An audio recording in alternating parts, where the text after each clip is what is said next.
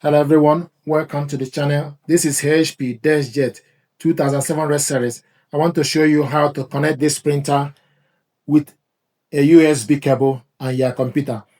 This printer is currently connected to the computer via a wireless network and is showing us ready.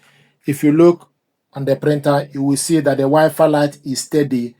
We are going to disconnect the Wi-Fi network. So what you need to do is you need to press the Wi-Fi and cancel button to put it in a wireless mode, then switch off the Wi-Fi.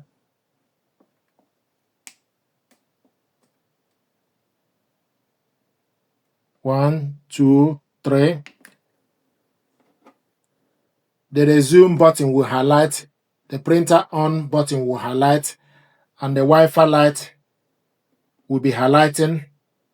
This printer now is in a wireless mode, and if you look on the laptop, it will show you that the printer is offline. What we need to do is we need to switch off this Wi-Fi button. The Wi-Fi is off.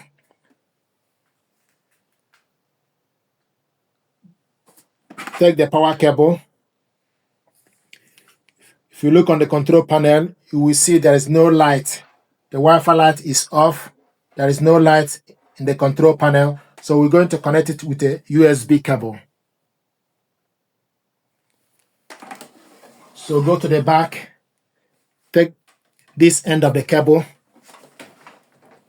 Connect it to this port.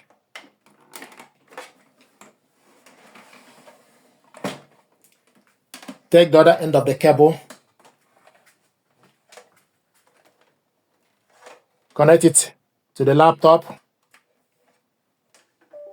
You will hear a tune. The next thing to do is you need to go to your laptop settings. Go to printers and scanners. Add device. It's going to search for available device. HP Deskjet 2700 series app is installed for this printer. So you need to wait for the refresh to complete. Then you select the printer, showing us idle, print test page.